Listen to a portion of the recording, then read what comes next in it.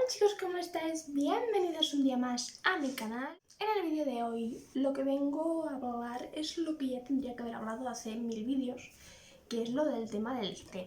No me apetece hacer un vídeo triste, no quiero que sea un vídeo triste, quiero hacer un vídeo lo más light y lo más entretenido, dinámico, como queráis decirle, pero hablando de lo que tengo, del trastorno que estoy sufriendo, del tratamiento que estoy llevando, bla, bla, bla, bla, bla. Así que, sin más dilación, empecemos. Bueno, pues para hablar primero de todo de qué es el trastorno que yo estoy sufriendo, que es el TEP, que es el trastorno por estrés postraumático, en vez de contarlo yo con mis propias palabras, que no soy psiquiatra ni psicóloga ni una persona experta en ello, lo que voy a hacer es desde una página de psicólogos explicaros, o sea, leeros la explicación que ellos les han dado y entonces luego os dejaré el link aquí abajo para que vosotros podáis leer el artículo tranquilamente. Y os hago un breve resumen. Entonces os digo, ¿qué es el trastorno de estrés postraumático? El trastorno de estrés postraumático es una afección de salud mental que algunas personas desarrollan tras experimentar o ver algún evento traumático. Es lo que digo, puede ser algo que vivas en este momento, puede ser algo que hayas vivido hace 10 años, pero por algún momento algo te ha hecho revivirlo y lo estés viviendo en el momento de ahora, entonces te haga estar así. Entonces, es normal sentir miedo durante y después de la situación traumática. El miedo desencadena una respuesta de lucha o huida. Esta es la forma en la que el cuerpo busca protegerse de posibles peligros. Causa cambios en el cuerpo, como la liberación de ciertas hormonas y aumenta el estado de alerta, la presión arterial, la frecuencia cardíaca y la respiración.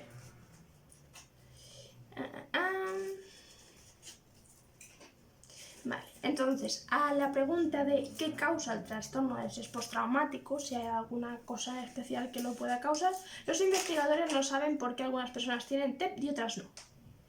La genética, la neurobiología, los factores de riesgo, los aspectos personales pueden afectar si tiene TEP después de un evento traumático, es decir, pues dependiendo pues, de la forma de ser que tú tengas, imagino, de tu fortaleza, de tu, no sé, de tu salud mental posterior a lo mejor al evento traumático, pues ayuda o no a que luego sufras TEP. Y lo más importante son los síntomas que crea el TEP, que es por los cuales, pues si nos vemos que desarrollamos alguno de ellos, aunque solamente sea uno de ellos, es por los que ya tenemos que empezar a pedir ayuda. Es volver a experimentar los síntomas, reviviscencia, algo le recuerda al trauma y siente ese miedo de nuevo. Ves un anuncio una noticia de que han atropellado a una chica en un paso de cebra. Ves un anuncio de un patín eléctrico, cosas así. A mí es lo que me hacen, por ejemplo, pues experimentar de nuevo la situación y recordarla como si fuera ahora mismo. Síntomas de evasión, intentar evitar situaciones o personas que se desencadenan recuerdos del evento traumático. Yo, por ejemplo, pasar por el paso de cebra donde me atropellaron, tenía que pasar obligatoriamente para ir a muchos sitios porque justo está en un sitio céntrico, por así decirlo, en el que si no es de lejos lo tengo que pasar y lo he tenido que pasar durante estos meses y sí que al principio yo cerraba los ojos y empezaba a hiperventilar nada más pensar que me tenía que acercar al sitio o incluso pasarlo, o sea, era horrible. Entonces, síntomas de hipervigilancia y reactividad. Estos pueden causar nerviosismo o estar atento al peligro. A mí, por ejemplo, en mi caso, yo, por ejemplo, si voy en un coche montada, yo los primeros meses la verdad es que no podía ni ir en coche, o sea, ir a rehabilitación para mí era horror, espanto y confusión en el momento de subirme a un coche porque era un... cero gracia. Pero sí que es verdad que yo, por ejemplo, pues con mi madre, con mi pareja, con mi hermano, con todo el mundo que me lleve en coche, yo siento mucho miedo a tener un accidente automovilístico o alguna cosa relacionada con algo así, a mí me da mucho miedo. Entonces, ir en coche, pues también durante mucho tiempo me ha costado. Ahora la verdad es que sí puedo ir más en coche, pero tampoco nos flipemos con las cosas, o sea, no quiero ir mucho rato. Vale, síntomas cognitivos y de estado de ánimo. Consisten en cambios negativos en creencias y sentimientos. Tener pensamientos negativos, Por ejemplo, aquí pone sentir culpa y remordimiento, problemas para recordar cosas importantes sobre el evento traumático y todo eso. Todo este tipo de sentimientos son los que, de síntomas y de sentimientos son los que nos pueden más o menos pues llevar a decidir si necesitamos ayuda o no. Igualmente es lo que os digo, en internet, por desgracia, hay demasiada información de muchas enfermedades, pero muy poca de ayuda, por así decirlo, médica real, de alguien que nos pueda ayudar. Entonces, no os autodiagnostiquéis por lo que veáis por internet, porque yo soy la primera a la que se me dormía la mano las primeras semanas cuando estaba cuando me empezó a pasar todo esto. Yo era la primera que pensaba que me estaba muriendo. O sea que dejemos de lado internet, que internet está muy bien para informarnos cuando estamos en el instituto, en Wikipedia y todas esas cosas, pero la realidad, y cuando se trata de temas de enfermedades, sentimientos, de sensaciones, de todo esto, no lo miremos. Es lo peor que podéis hacer. Y lo mejor que podéis hacer es ir a urgencias, al médico de cabecera o a vuestra mutua, a lo que sea. Mis primeros síntomas. Los primeros síntomas que yo tuve fueron como si fuera ansiedad. Como si fuera ansiedad normal, podríamos decirle. O sea, los primeros síntomas eran, pues por ejemplo, cada día llorar mucho o por ejemplo, pues es pensar constantemente en el suceso, pues en eso, en que me habían atropellado, en que ¿sabes? Que como que mi vida acaba de dar un vuelco y aparte yo soy una persona muy negativa ya de por sí, entonces yo ya enfocaba un futuro y me veía pues con el brazo mirando para Cuenca o que nunca iba a recuperar el brazo bien, que ese es otro tema que bueno. Entonces, bueno, yo en mi mente pues ya me avanzaba a los hechos, entonces ya por eso también pues me creaba más ansiedad, más de esto, más malestar, siempre llorando, cada día lloraba, cada día estaba triste, cada día estaba recordando el suceso, soñaba con ello. En todo momento, todo mi pensamiento se reunía en eso, entonces empecé a evadirme de lo que era mi entorno. Es decir, por ejemplo, pues de mi familia, de mi pareja, de lo que sea, pues ya no, como que no tenía feeling con ellos y era como que me había encerrado en mí misma y yo me veía a mí misma en tercera persona, es decir, yo me veía desde fuera y es como si mi cuerpo estuviera actuando, mi cerebro estuviera actuando de manera automática en respuestas básicas. Por ejemplo, pues cuando mi pareja me decía, ¿cómo estás? Bien. O sea, era como si me hubiera dado un cortocircuito y me hubiera quedado en modo estándar, pero yo viéndome desde fuera. Entonces, claro, a mí eso me empezó a asustar porque eran episodios que me podían durar un día, pero de durarme un día empezaron a durarme una semana, de durarme una semana empezaron a durarme 2 semanas y durante 2 semanas sentirte que tú no estás dentro de tu propio cuerpo, que tú no llevas tu propio cuerpo, como que tú estás trabajando de manera automática, por así decirlo, en las relaciones con las personas y que tú estás metida en un hoyo, ¿cómo le queréis decir? En un pozo oscuro, muy, muy, muy oscuro, en el que te estás consumiendo a ti misma, es muy, muy feo y es una sensación realmente, o sea, nunca me había sentido así de mal y de triste y de todo.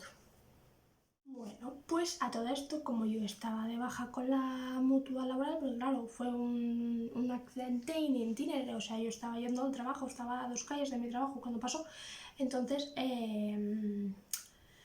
pues me llevó la mutua laboral. ¿Qué pasa con las mutuas? Las mutuas quieren, obviamente es una empresa, pues les interesa desperdiciar el mínimo dinero posible. Entonces, pues la mutua lo que quería era que yo recuperase el nivel mínimo, por así decirlo, de movilidad del brazo y para adelante y que ya darme de alta y ya está. Entonces ellos olvidarse de mí y así ellos no tener que pagar.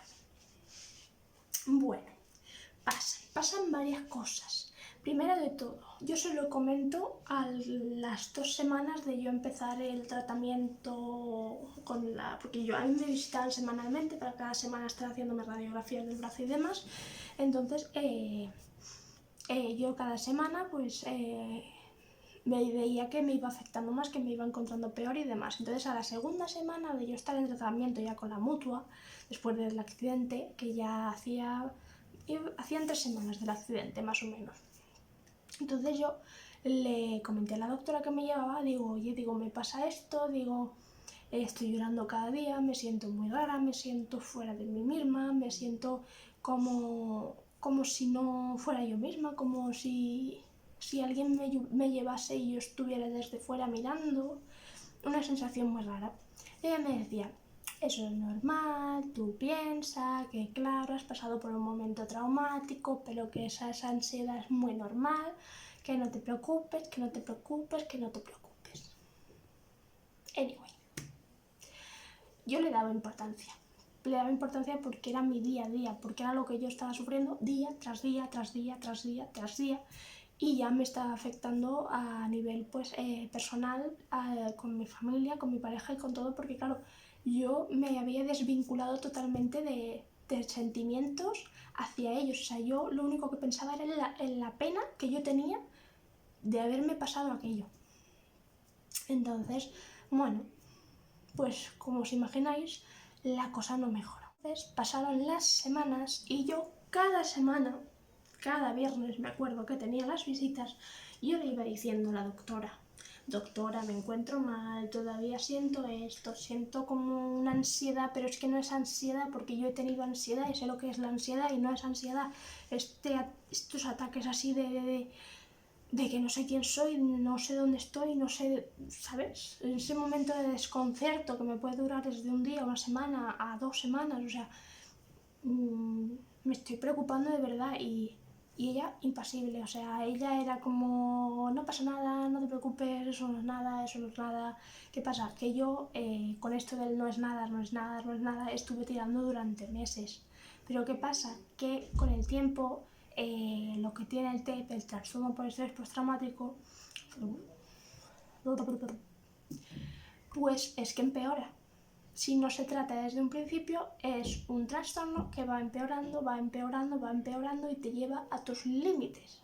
Entonces mi límite llegó. Pues después de aproximadamente más o menos 3 meses después de que me atropellasen, yo estaba en casa, yo no salía a la calle, o sea, a día de hoy, por ejemplo, sigo sin poder salir a la calle sola, es decir, no puedo salir a comprar o a dar una vuelta, ya no solo por el hecho de pasar un paso de cebra, porque bueno, sí que el hecho de pasar pasos de cebra pues como que me da un poco de repelús, ya me ha quedado eso para siempre, pero es el hecho del salir, el estar fuera, el estar sola, y que me pueda pasar algo otra vez y yo estar sola y no tener a nadie ahí conmigo, es como que me hace tope y no me deja.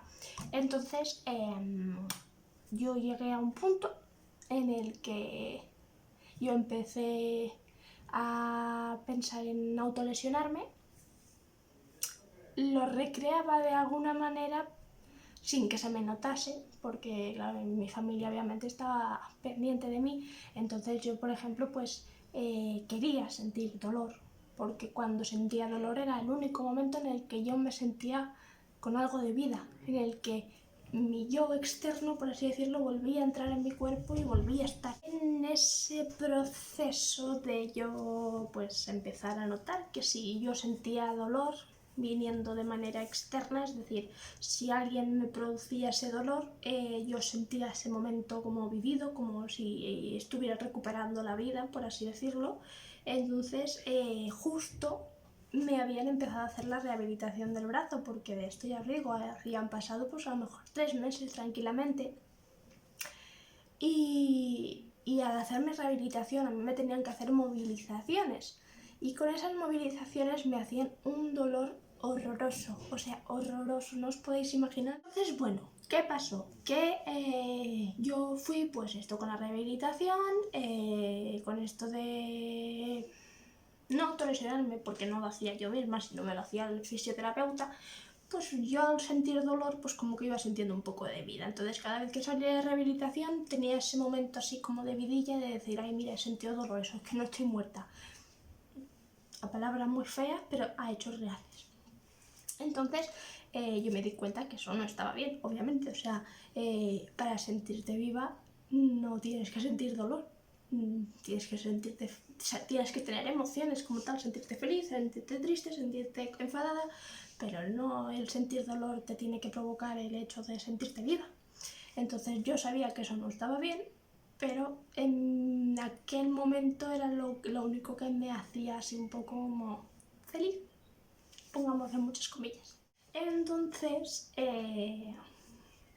al empezar con este tema de que el dolor era lo que me provocaba sentirme así, más, o sea, sentirme viva, sentir que sentía algo realmente, que no era un cuerpo andante que trabajaba de manera automática y demás, sino que realmente había una persona todavía o había un alma dentro del cuerpo. Empecé a pensar empecé a tener pensamientos pues suicidas, pensar en que si realmente yo ya había dejado de ser persona, mi cerebro había colapsado de tal manera que ya no era yo, que ya no iba, porque claro, en mi mente, yo os lo digo, yo me adelantaba a todos los hechos, yo no veía final a este túnel, o sea, yo no lo veía luz al final de este túnel, yo veía que me iba a quedar así, que nunca más iba a volver a ser yo, que nunca más iba a volver a poder expresarme como yo quisiera, nunca más iba a poder dejar de pensar en lo mismo, nunca más iba a poder pues querer a las personas como yo las quería antes. Y entonces, claro, eso era una frustración tan constante y el no tener el apoyo médico necesario, pues claro, a mí eso me llevó a tener ese tipo de pensamientos. Y claro, yo tenía una facilidad que era tener medicamentos a mano o cosas así, que entonces en los momentos sobre todo en los que me quedaba sola, que era cuando más ataques de pánico tenía, porque yo al final lo que tuve eran ataques de pánico, no eran ataques de ansiedad, pues eran los momentos en los que yo más pensaba, lo hago ya, lo dejo hecho y se acabó y así termino con esto y si total voy a estar así, pues prefiero no estar y ya está. Entonces yo en ese momento no lo estaba hablando con nadie, ni tanto lo de lesionarme como lo de los pensamientos suicidas. Estuve un tiempo, bueno, una semana o así, que no lo hablé con nadie, pero llegó un punto, un día exacto, que yo estuve a nada de hacerlo.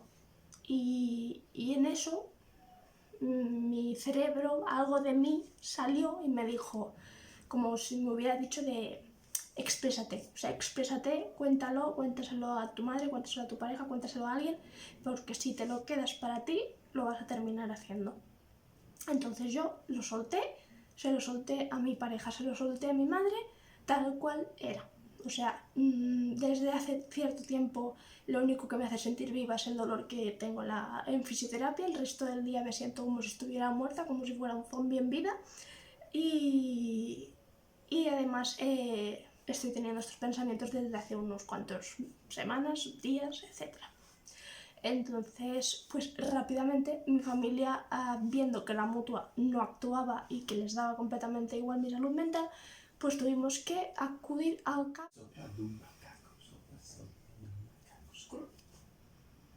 para que veáis que mis vídeos no pueden ser serios ni aunque quiera. O sea, tengo a Asier por ahí cantando sopa de macacos. O sea, es que no quiero hacer este vídeo serio, no quiero que este vídeo sea triste, no quiero que este vídeo sea de esto, porque el resto de veces que he intentado grabar este vídeo lo he grabado tan triste, lo he grabado llorando, lo he grabado mal y no quería eso en mi canal, porque sí que es una cosa mala, sí que es una cosa triste, sí que es una cosa que me ha hecho sufrir y que me hace sufrir mucho, pero no quiero que lo percibáis de esa manera, porque yo sé que muchas personas al igual que yo lo pueden estar sufriendo o lo habrán sufrido o quizá algún día por desgracia lo van a sufrir y no quiero que lo tomen con la negatividad con la que lo he hecho yo, porque no es lo correcto. Entonces llamamos y como mi madre fue la que habló con la chica, con la recepcionista, y le contó la situación. Entonces la recepcionista le dijo: no te preocupes, hay cita para hoy mismo, le ponemos a la doctora que está de urgencia y que hable con ella y que le recete alguna cosa para temporalmente hasta que pueda ser visitada pues por un psicólogo, un psiquiatra o lo que toque. Entonces, pues esa misma tarde tuve que ir sola. Entonces, pues yo esa doctora la verdad es que era maravillosa y yo se lo agradezco mucho. Ojalá viera este vídeo para poder saber lo mucho que se lo agradezco, porque ella se sentó delante de mí y empezó a escucharme todo lo que yo tenía para decirle, cosa que la doctora de la mutua jamás había hecho. Entonces ella se sentó conmigo, escuchó todo lo que tenía que decirle, todo lo que yo sentía, todos mis pensamientos, todo lo que tenía en mi mente. Ella se lo anotó, todo, cosa por cosa. Luego, una cosa que nadie había hecho, porque es que la doctora de la mutua nunca se había apuntado nada. O sea, nunca le había dado la importancia suficiente, ni aun explicándole los tipos de episodios que yo estaba viviendo, ni aun habiéndole explicado porque la semana anterior le había contado a ella, porque a mi familia no lo había hecho, pero a ella sí que se lo había dicho, que yo había tenido pues pensamientos suicidas, que había tenido este tipo de reacciones ante el dolor y todo esto. Le siguió sin dar importancia. Entonces, claro, yo estaba un poco pues decepcionada con lo que viene siendo el mundo médico y demás. Entonces ya no sabía qué pensar y yo pensaba, digo, estos del CAP, digo, me van a chutar lo mismo que hizo la otra. Pues no, pues la doctora esta, chao. Entonces me dijo, el tema psicólogos, psiquiatras y demás, la verdad es que está colapsado. Dice, pero dado que tienes estos antecedentes y que tienes los pensamientos suicidas, pues hay que actuar de la manera pues más rápido posible, más que nada por el tema de que tú empieces a tratar esto que tienes antes, o sea, con alteración, porque si no, todo lo que tienes te va a ir empeorando. Eso es un gato, un celo.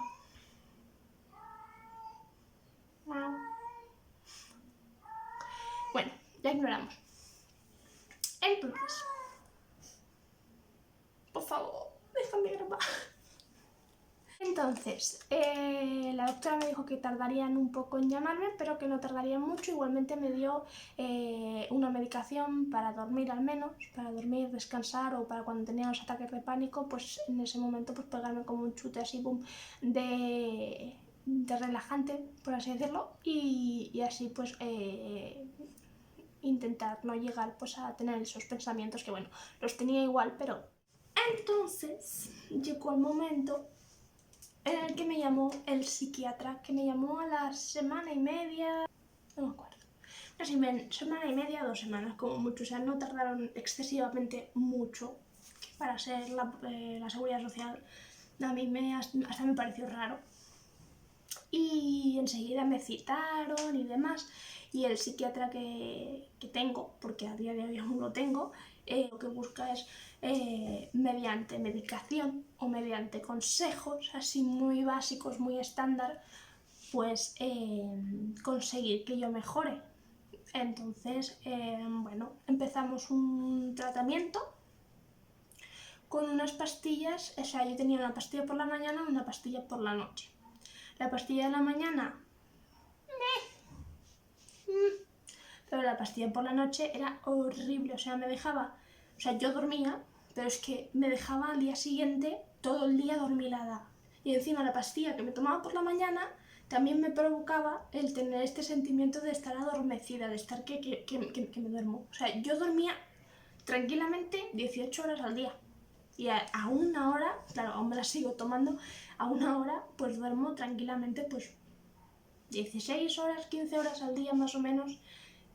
No duermo lo que duerme una persona normal y aún así me siento que no descanso. Un punto muy importante que tenéis que tener en cuenta cuando empezáis un tratamiento psiquiátrico, sobre todo si lleva antidepresivos, es que las primeras 2 semanas, los primeros 15 días, van a ser horrorosos, los peores días de vuestra vida.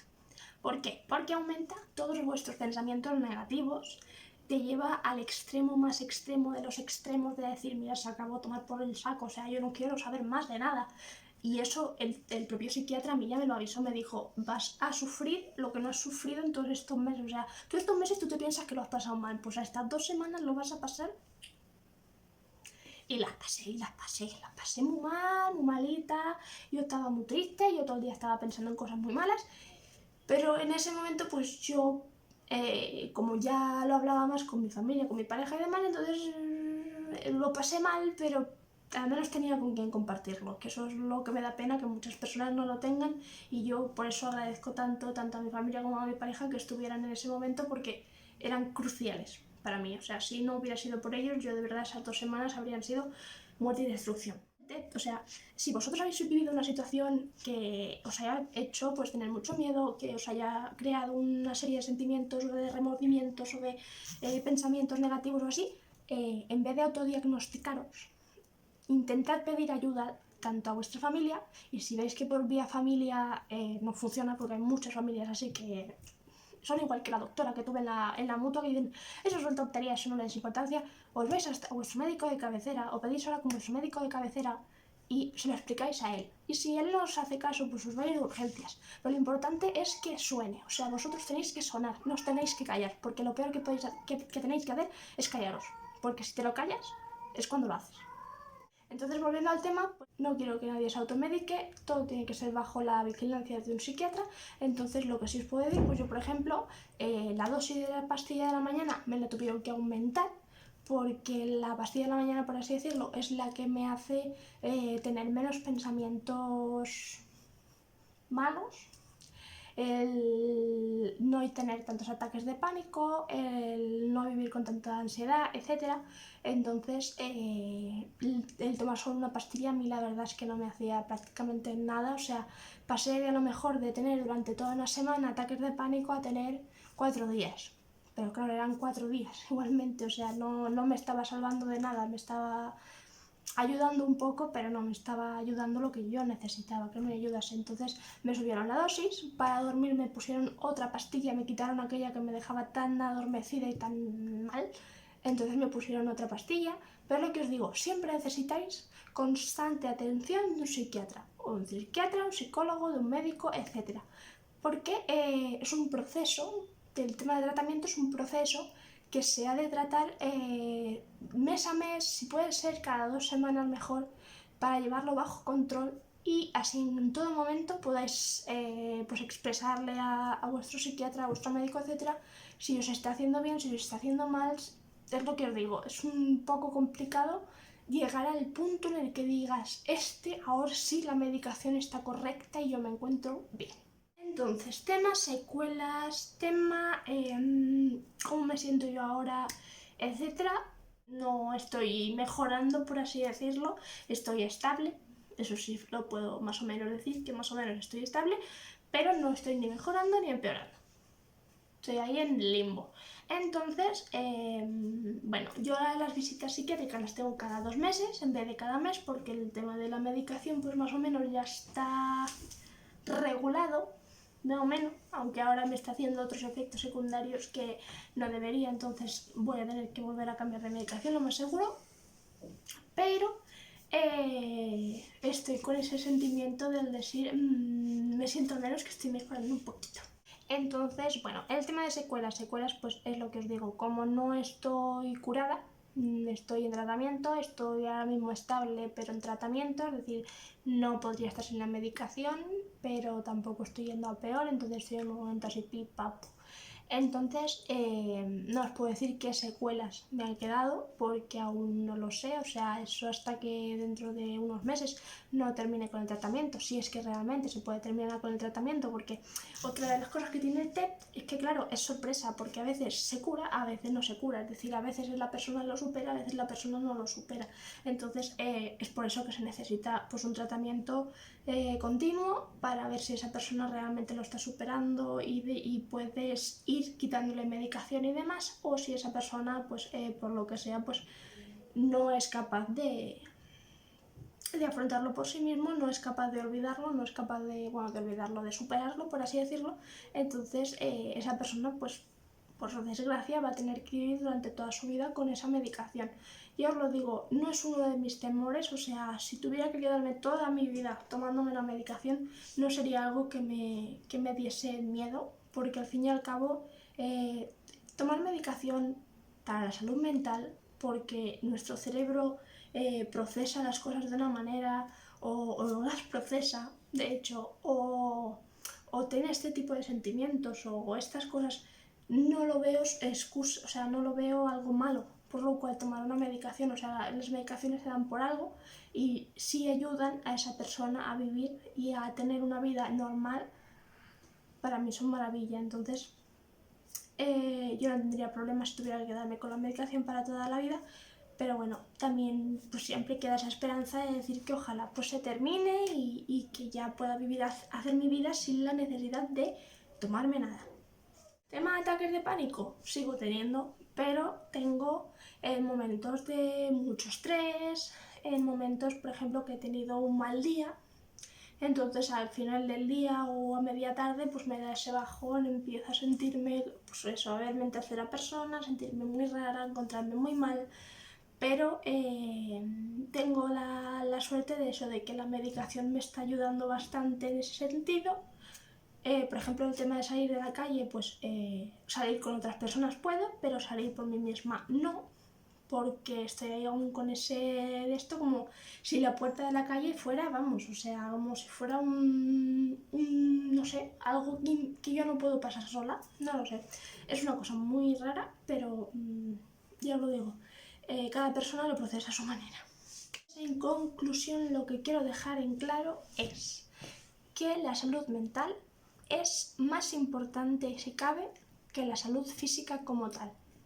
Es decir, en este proceso de tiempo, en este casi año que va a hacer desde que me ocurrió el accidente, me ha pesado más el daño psicológico que he recibido, por así decirlo, tras el accidente, el maltrato médico, etcétera, que me ha tocado vivir, que no los daños físicos como tal, que obviamente perjudican y hacen que tu salud mental empeore, porque al fin y al cabo, pues bueno, el brazo me ha quedado mal, entonces estoy en procesos, bueno, voy a tener que empezar en procesos judiciales y demás, entonces eso quieras o no, pues también como que te va todo a la mente, a un pensamiento negativo, a cosas feas.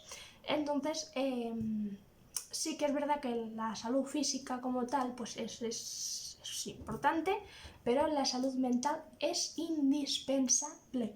Bueno chicos, lo importante de todo esto y lo que yo quería transmitir con este vídeo es que tener problemas de salud mental es algo normal, nos puede pasar a todos en cualquier situación de la vida, nos puede venir desde nacimiento, nos puede haber venido desde un trauma de pequeños y salirnos más tarde, nos puede venir desde pues, una mala relación que te ha dejado muy tocada y por lo que sea pues has terminado teniendo un trastorno o lo que sea, pero es lo que os digo, no os autodiagnostiquéis, no os automediquéis, eso es muy importante.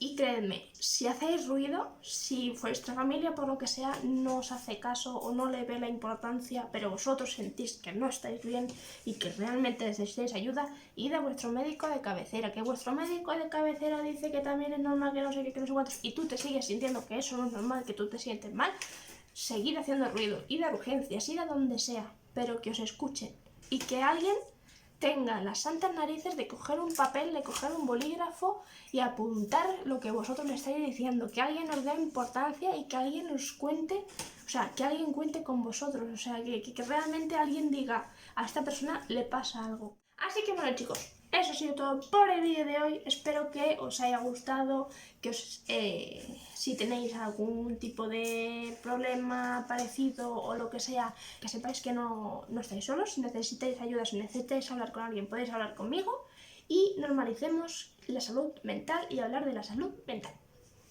Así que bueno chicos, eso ha sido todo por el vídeo de hoy, espero que os haya gustado y nos vemos en el siguiente vídeo.